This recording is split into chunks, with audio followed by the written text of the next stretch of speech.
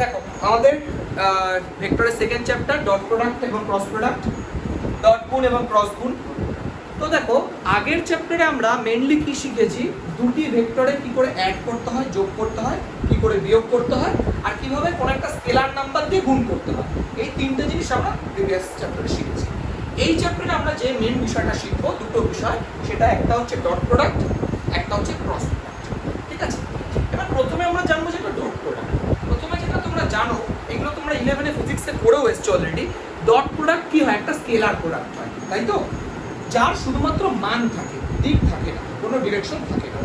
আর cross product হচ্ছে একটা vector product, যার মানও থাকে, ভ্যালুও থাকে, আবার ডিরেকশনও থাকছে। এইবার ডট প্রোডাক্টকে ধরো এ ভেক্টর আর বি ভেক্টর, এই দুটো ভেক্টর চেক করো।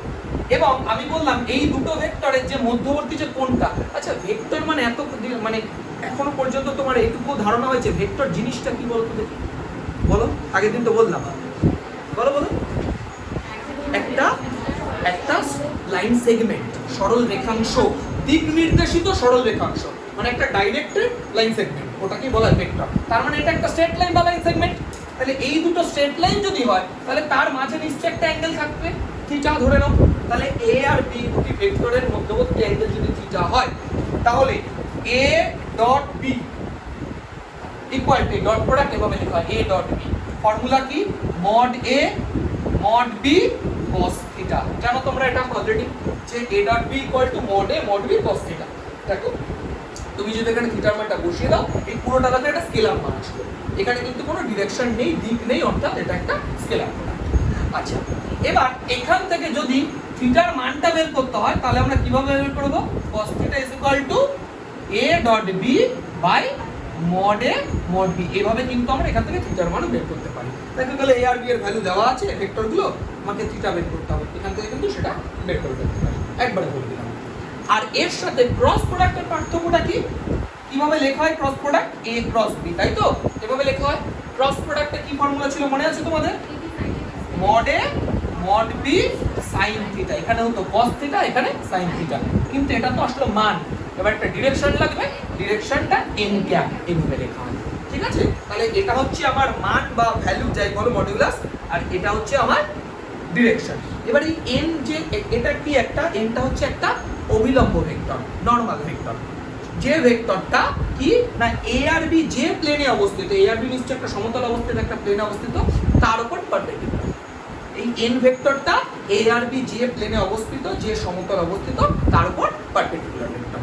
এবার এখান থেকে যদি sin থিটার ভ্যালু বের করতে হয়, তাহলে কি বের করতে পারবো, বা থিটার ভ্যালু বের করতে পারবো এখান থেকে, পারবো না। কেন বলো তো, এখান থেকে ডাইরেক্ট পারবো না। কেন পারবো না, কারণ এটা তো ভেক্টর, এখানে তো একটা ডিরেকশনও আছে। তাহলে আগে আমাকে এই লাইনটাকে স্কেলার লাইন বানাতে হবে, একটা স্কেলার বানাতে হবে, তারপর আমরা বের করবো। কিভাবে স্কেলার বানাতে হয়, মড দিয়ে দাও, এটাকে যদি মড করে দিই, তাহলে তো স্কেলার হয়ে গেল।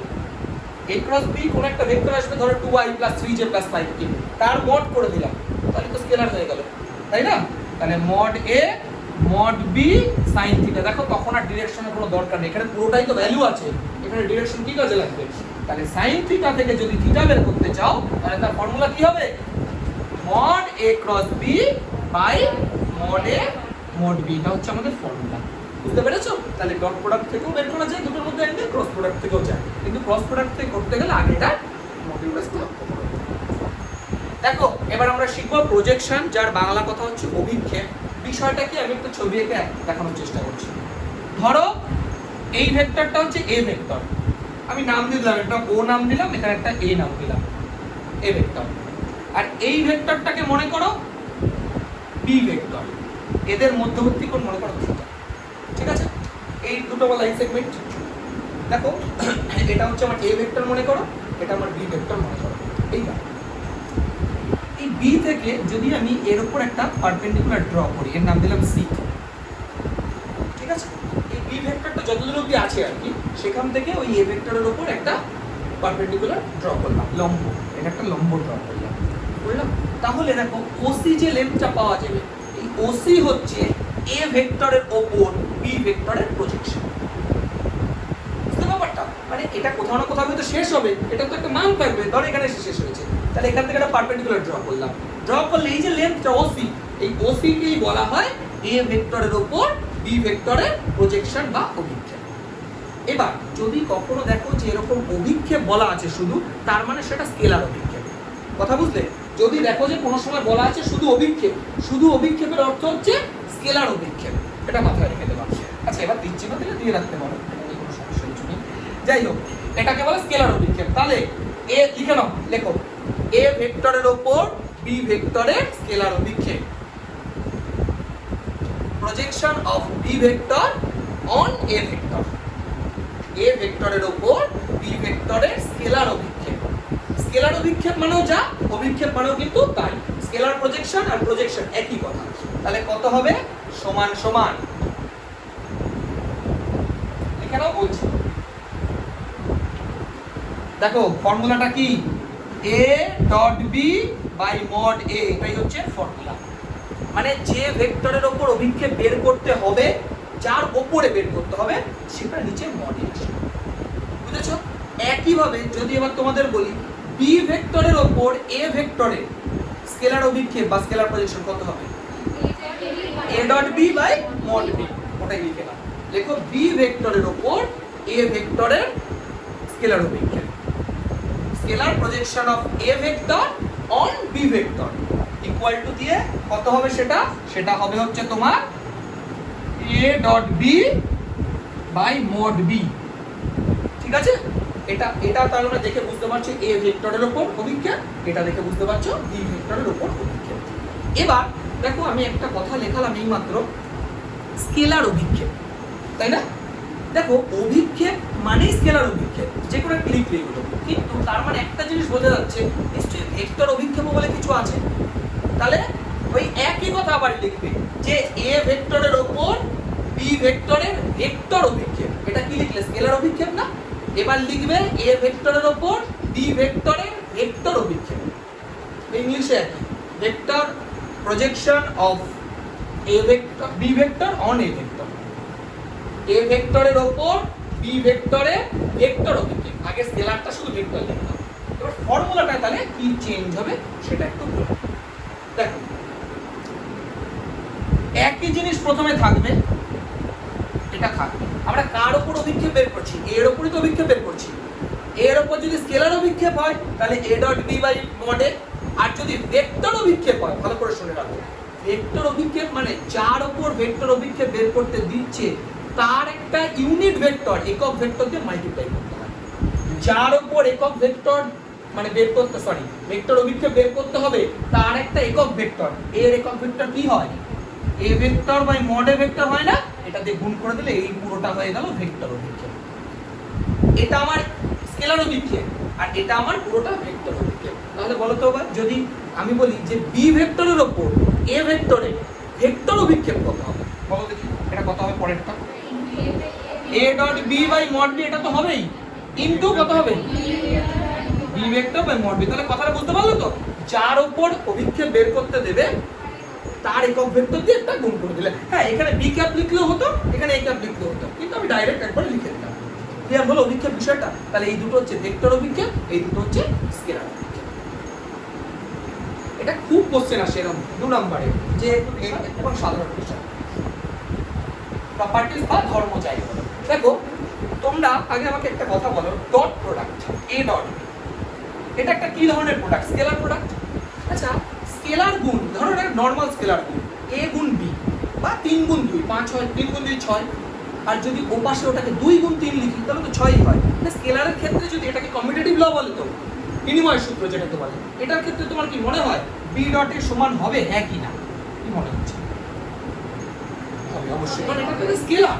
স্কেলার গুণের ক্ষেত্রে তো ওরকম কিছু আসে না, কিন্তু এটাই যদি যখন ক্রস প্রোডাক্টে চলে যাবে তখন কিন্তু আর হবে না, কারণ তখন ডিরেকশনের একটা ব্যাপার চলে আসবে। ঠিক আছে, পরে বলছি, আগে ডট প্রোডাক্টে 2-4টে বলে নিই। হ্যাঁ একটা নেগেটিভ হবে এই আর। আচ্ছা a dot b plus c, বলো তো এটা কি হবে? ডিস্ট্রিবিউটিভ ল মনে আছে তোমাদের? ডিস্ট্রিবিউট করা কত হবে বলো? a dot b plus a dot c, basic concept, একদম বেসিক, কোনো ভাবার বেশি কিছু নেই। আচ্ছা এবার বলো, এবার যদি কখনো এমন থাকে যে a vector square, a vector square, তাহলে সেটাকে আমি কত লিখতে পারি? a ভেক্টর স্কয়ার মানে সেটাকে আমরা a ডট a লিখতে পারি, আর এটা মানে আবার এ ডট এ মানে সেটাকে মড এর স্কয়ারও কিন্তু লিখতে পারে, একই দাঁড়াবে বিষয়টা। তুমি এ ডট এ করলে যে উত্তরটা আসবে, এ ডট এ করলে যে উত্তরটা আসবে, তুমি মড এর স্কয়ার করলেও কিন্তু সেই উত্তরটাই সবসময় আসবে। এটা আসবে প্রপার্টি, আমি তোমাকে দেখিয়ে দেবো দু একটা। আচ্ছা তাহলে একসাথে দেখিয়ে একবারে ঝামেলা মিটে যায়। ধরো এ ভেক্টর একটা এক্সাম্পল, তাহলে বুঝতে পারবা। ধরো এ ভেক্টর আছে i cap plus 3i cap plus 4j cap, ধরো এটা এ ভেক্টর আছে। এবার আমি কি বললাম, এ ডট এ ভেক্টর করলে যা আসে মড এ ভেক্টর করলে তাই, স্কয়ার করলে তাই আসে। দেখাই, এ ডট এ বের করো, এ ডট এ বের করো। আচ্ছা এ ডট এ বের করলে কত হয়, 3i cap plus 4j cap dot 3i cap plus 4j cap. আচ্ছা এই গুণটা করার আগে আমি আরো একটা দুটো জিনিস একটু ছোট্ট বলে দিচ্ছি, শুনে রাখো। ডট প্রোডাক্টের ক্ষেত্রে এই সেম গুলো ডট করলে আই ডট করলে 1 হয়, ডট প্রোডাক্টের ক্ষেত্রে i ডট i 1 হয়, j ডট j এটাও 1 হয়, k ডট k এটাও কিন্তু 1ই হয়। কিন্তু যদি অন্য কিছু আসে সেটা 0 হয়। যেমন i ডট j 0, তারপর ধরো j ডট k এটাও 0 হয়, আবার k ডট i এটাও কিন্তু 0 হয়। মনে থাকবে ডট একদমই তাই। cos 90 0, ওই যে a ডট b ওই cos 90 0 হয়ে যায় বলে, আর cos 0 1 হয়, সেই কারণে এই দুটো এগুলো তো ইউনিট ভেক্টর, তাই না? বুঝতে পারছো ব্যাপারটা? তাহলে সেম গুলো 1 হয়, ডিফারেন্ট গুলো 0 হয়। তাহলে বুঝতে পারছো? তাহলে এই যে নরমাল গুণের ক্ষেত্রে কি হবে, i গুলো নরমালি গুণ হবে, j গুলো নরমালি গুণ হবে। তাহলে দেখো এটার সাথে এটা গুণ করলে কত হয়, 9, আর এটার সাথে এটা গুণ করলে 16, তাহলে 16 আর 9 25। ঠিক আছে, তাহলে এটা বের করলাম। এবার কি বের করব, মড স্কয়ার। আচ্ছা মড এ তার স্কয়ার। আচ্ছা মডে তো তোমরা বের করতে পারো রুট ওভার দিয়ে, কত হবে 3 স্কয়ার 9 প্লাস 4 স্কয়ার 16। আচ্ছা মডে স্কয়ার আছে না, কত হলো বুঝতে পারলে? এ ডট এ করলে যা হয় মড স্কয়ার করলে তো তাই হয়। এই হচ্ছে আমাদের ফর্মুলা।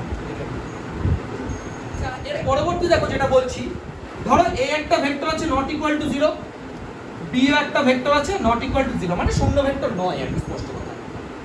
আচ্ছা এই দুটো ভেক্টর যদি 0 না হয়, মানে যে কোনো দুটো ভেক্টর, ধরো নন জিরো ভেক্টর, তুমি যদি এটা বের করো a ডট b করে দেখো যদি 0 হয়, তুমি দেখলা a ডট b বের করে 0 এসেছে, তাহলে এর থেকে কি মানে হলো 0 তো বাবা 1/b কি করে হবে? তার মানে এই দুটো ভেক্টর পরস্পর লম্ব, পারপেন্ডিকুলার। একটা কথা ভাবো না, এটার ফর্মুলা কি, mod a mod b cos theta. Theta যদি 90 ডিগ্রি হয়ে যায়, cos 90 0 হয়ে যাবে না? তাহলে বুঝতে ব্যাপারটা? আর থিটা কি এই দুটোর মধ্যবর্তী অ্যাঙ্গেল তো, তাহলে a ডট b যদি 0 হয়, তাহলে a আর b ভেক্টর পরস্পর লম্ব। লিখে নাও, তাহলে a vector is perpendicular to b vector. এটা হচ্ছে, এটা কিন্তু উল্টোটাও সত্য। বুঝতে পারলে কথাটা? যদি 90 ডিগ্রি হয় তাহলে a ডট b 0, আবার a ডট b 0 হলে অ্যাঙ্গেল 90। এটা একটু মাথায় রাখার চেষ্টা করো, ঠিক আছে? করে নাও।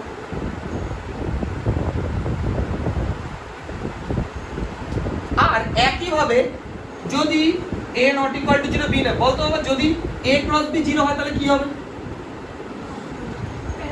প্যারালাল, কারণ সাইন আছে ওদিকে, সাইন 0 ডিগ্রি, তার মানে এটা যদি হয় x cos b যদি 0 হয়, তাহলে দুটো কেস হতে পারে, হয় প্যারালাল না হয়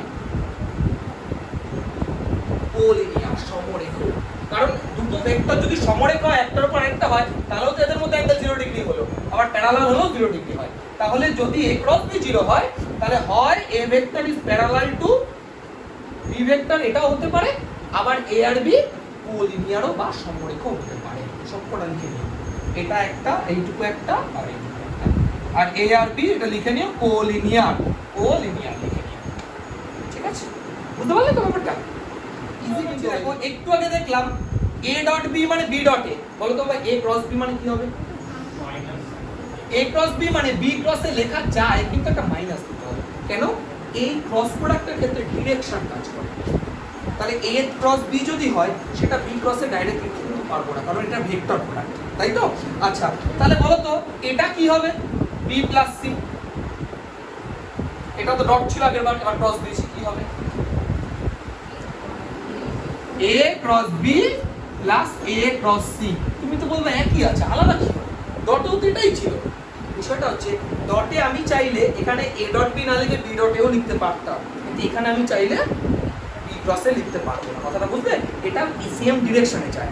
তোমাকে যদি এখানে বি ক্রসে লিখতে হয় তাহলে এখানে একটা মাইনাস দিতে হবে, তোমাকে যদি এখানে সি ক্রসে লিখতে হয় তাহলে এখানে একটা মাইনাস দিতে হবে। এইগুলো একটু মাথায় রাখার চেষ্টা করলাম, ব্যাস এটুকু বোঝা গেছে। আচ্ছা, এরপর একটা ফর্মুলা তোমরা শিখেছো, ওইটা আরেকবার একটু মনে করানোর চেষ্টা করি। ধরো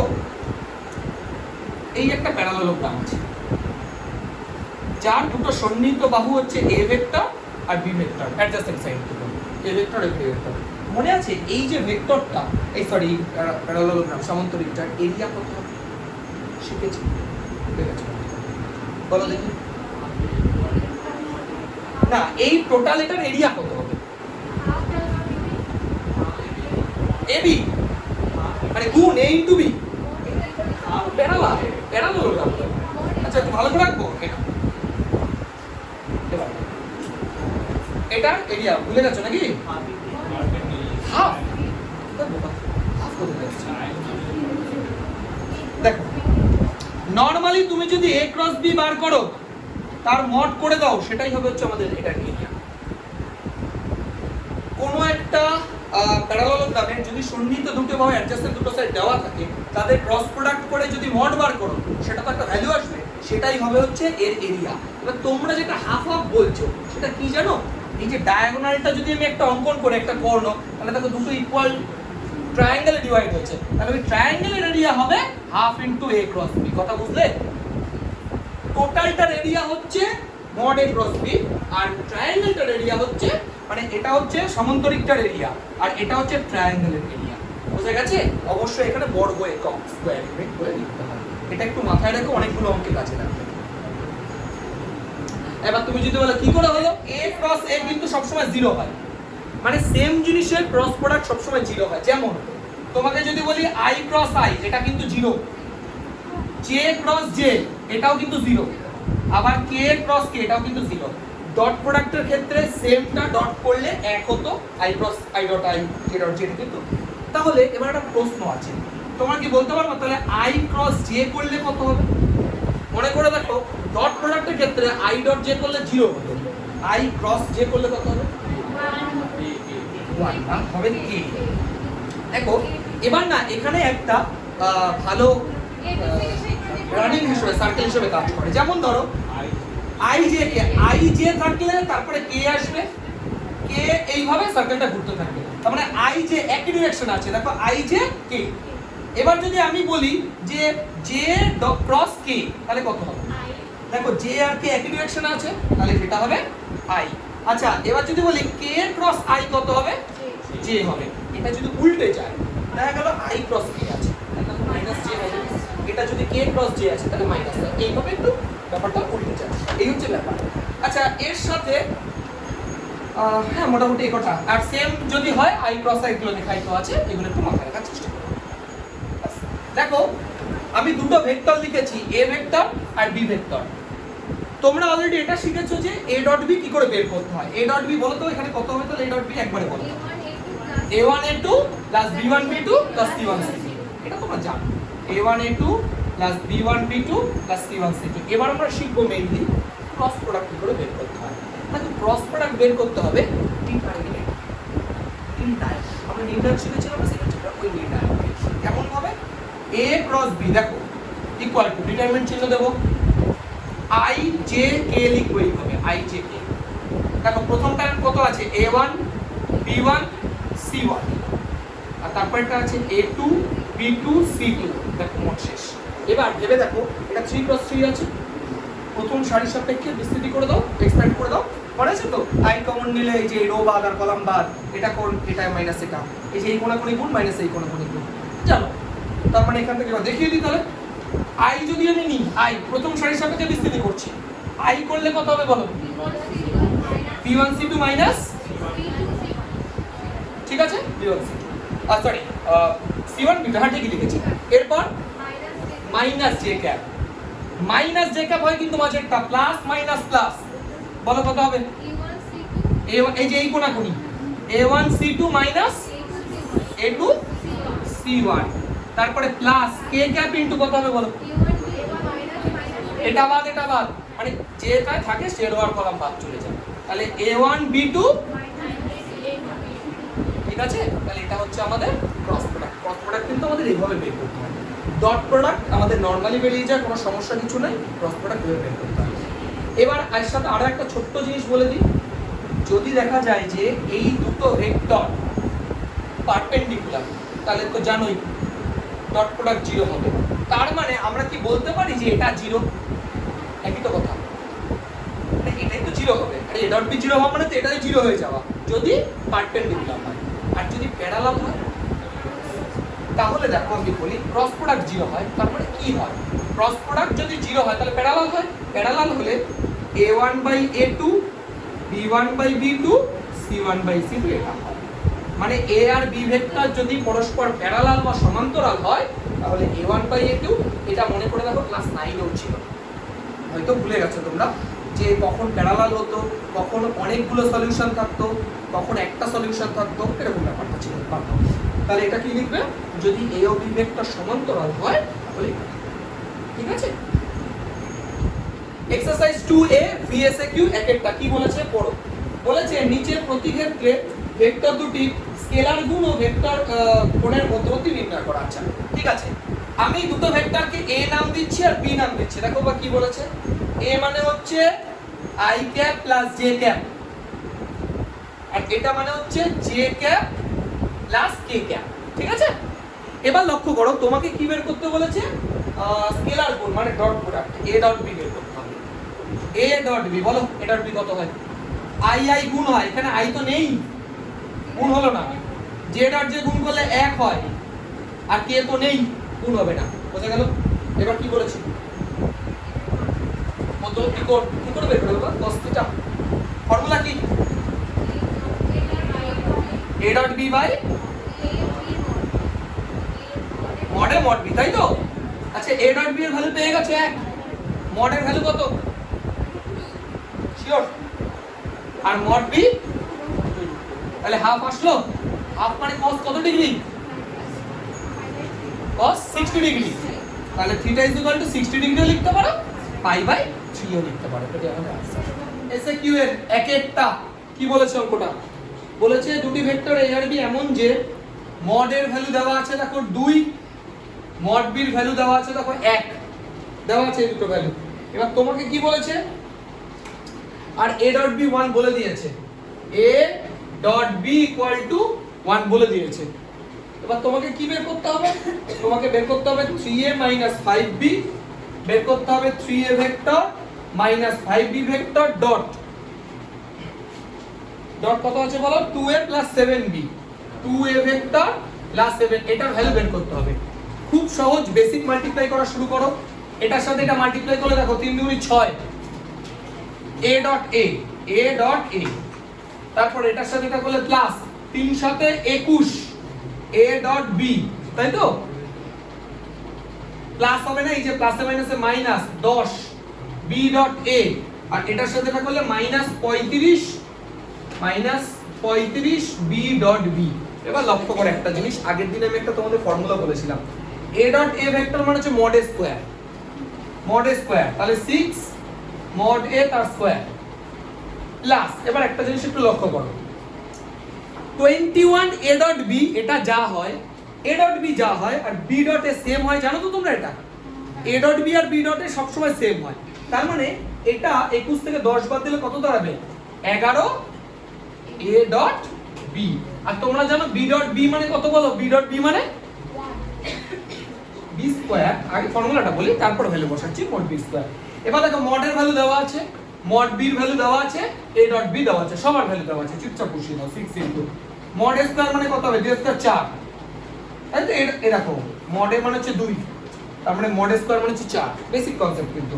প্লাস 11 a ডট b মানে কত আছে? দেখো 1 আছে, তাহলে একই রইলো 1, মাইনাস 35 দেখো mod b মানে তো 1, a ডট b মানেও 1, mod b মানেও 1, তাহলে এটা 1 স্কয়ার একই দাঁড়াচ্ছে। তাহলে দেখো এটা 4 × 6 = 24, 24 আর 11 দাঁড়াচ্ছে তোমার 35, 35 থেকে দেখো 35 বাদ দিয়ে দাও, কত দাঁড়াচ্ছে? 0। তাহলে এটার ভ্যালু আমাদের 0। এই হচ্ছে খুব সহজ। কি বলেছে? বলেছে যে i + j ভেক্টরের উপর এত ভেক্টর অভিক্ষেপ শূন্য হলে ল্যামডার মান নির্ণয় করো। অভিক্ষেপ, প্রজেকশন মনে আছে?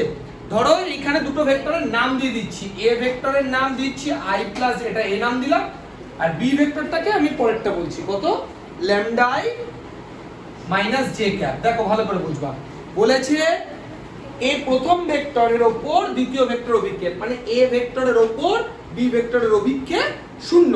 তার মানে আমরা সূত্র কি জানি, a dot b by mod a হবে না, যার উপর প্রজেকশন বের করতে দেয় সেটা নিচে মডে আসে, যার উপর অভিক্ষেপ এ ভেক্টরের উপর বি ভেক্টরের অভিক্ষেপ বা প্রজেকশন, মানে a dot b by mod a. যদি বি ভেক্টরের উপর বলতো তাহলে তোমরা জানো বাই মড বি করে দিতাম ইকুয়াল টু 0, এটা দেখো তোমাকে বলে দিয়েছে। এবার তুমি a ডট বি এখান থেকে বের করে নাও, a ডট বি দেখি কত হয়, i এর সাথে i যদি তুমি গুণ করো তাহলে ল্যামডা, আর এটার সাথে এটা গুণ করলে -1, খুব সহজ অঙ্ক। আচ্ছা মডে দেখো বা মডে বের করার কোনো দরকারই নেই। কেন দরকার নেই? কারণ মডে তো এটার সাথে বের করলে 0 হয়েই যাবে, আমি আর বেকার বের করে কি করব। এখানে অ্যাকর্ডিং টু কোশ্চেন লিখে দিতে পারো, তাহলে a ডট b এর ভ্যালু ল্যামডা -1 ইকুয়াল টু 0, তাহলে ল্যামডার ভ্যালু এখান থেকে কত আসছে 1, এটাই আমার आंसर। এটা তোমার জানতে চেয়েছে, বুঝতে পারলে? বলেছিল কি a ভেক্টরের উপর b ভেক্টরের প্রজেকশন মানে অভিক্ষেপ যাকে বলে ওটা 0, তাহলে a dot b by mod equal to 0, এখান থেকে ল্যামডার ভ্যালু 1 পেয়ে গেলাম, বাস এটুকুই অঙ্ক। পড়ো কি বলেছে দেখো, চারটা বলেছে আমি পড়ছি। 4 কি বলেছে, a b c তিনটে ভেক্টর এমন যে a plus b plus c 0, দেখো এটা given, a plus b plus c এটা 0 গিভেন। এবার তোমাকে কি বলেছে, mod a 3 mod b 4 mod c 5 লিখে নাও, মড a 3 মড b 4 আর মড c কত আছে 5, ঠিক আছে? এবার তোমাকে কি প্রুফ করতে হবে, দেখাও যে a dot b plus b dot c plus c dot a equal to minus কত 25 নাকি? দেখো একটু মন দিয়ে ব্যাপারটা বোঝার চেষ্টা করো। দেখো যেটা প্রুফ করতে দিয়েছে সেটা আমি কি করে আনছি, এই যে এটা তো গিভেন আছে, এই লাইনটা আমার প্রদত্ত আছে, এটা দুপাশে স্কয়ার করে দাও, হোল স্কয়ার করে দাও, তাহলে এটা কত দাঁড়াচ্ছে a vector b vector c vector তার square equal to 0, 0 vector square করলে তো 0 ই অ্যাড বলার কি আছে। দেখো তো আমার এটা a plus b plus c whole square এই ফরম্যাটে আছে না, কি ফর্মুলা হয় তাতে a স্কয়ার। আচ্ছা a স্কয়ার কে আমি মড a স্কয়ার লিখতে পারি তো, লিখতে পারি তো, তাহলে দেখো a ডট a আসবে, তো a ডট a মানে তো মড a স্কয়ার হলো, তাহলে a স্কয়ার। তারপরে আচ্ছা একটা কাজ করো না তুমি, এইভাবেও ভাবতে পারো ব্যাপারটাকে, স্কয়ার হিসেবেও ভাবতে পারো, ডট হিসেবেও কিন্তু ভাবতে পারো, ব্যাপার কিন্তু একই। আমার কথাটা বুঝতে পারলে? কেউ যদি বলো না আমি স্কয়ার করব না, তাহলে a plus b plus c দিয়ে দুপাশে ডট গুণ করে দাও, ব্যাপার তো একই, আলটিমেট ডান দিকে 0ই আসবে, পাশে স্কয়ারই আসবে, সবই একই ব্যাপার, যেভাবে তুমি ভাবতে পারো, কোনো প্রবলেম নেই। a square plus b square plus c square, তাই তো? তারপর কি সূত্র, মাইনাস হয় নাকি আবার, plus plus 2ab 2bc 2ca, যেমন সবাই, তাহলে plus 2a dot b plus একবারে 2টা কমন নিয়ে নিলাম, তারপরে b dot c plus c dot a equal to 0।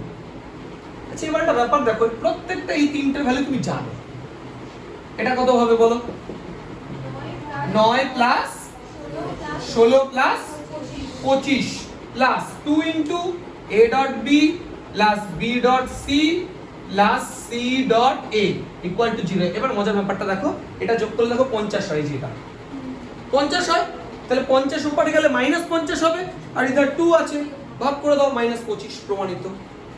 বুঝতে পারলে? এদের এটা 50 ওপাশে গেলে -50, আর এর পাশে 2 আছে গুণ, ভাগ করে দিলে -25, তাহলে a dot b plus b dot c plus c dot a equal to -25। খুব ইজি, প্রুভড।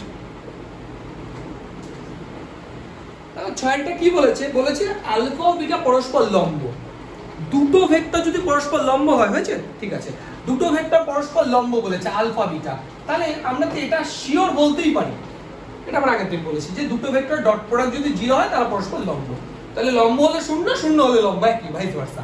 তাহলে এবার 1 নম্বরটা প্রুফ করো। দেখো 1 নম্বরে কি আছে, 1 নম্বরে কি আছে, LHS এ আসো, LHS কি আছে, মড আলফা প্লাস বিটা তার হোল স্কয়ার আছে না, খুব ইজি অঙ্ক, এটা a plus whole square formula ভাঙো না, তাহলে কত হবে, a square plus b square plus 2 alpha বিটাই তো সরি প্রমাণ তো হয়েই গেছে, কেন বলো তো, এটা মানে তো 0, এটা 0 হলো তো এইটুকুই রইলো, প্রুফড হয়ে গেল।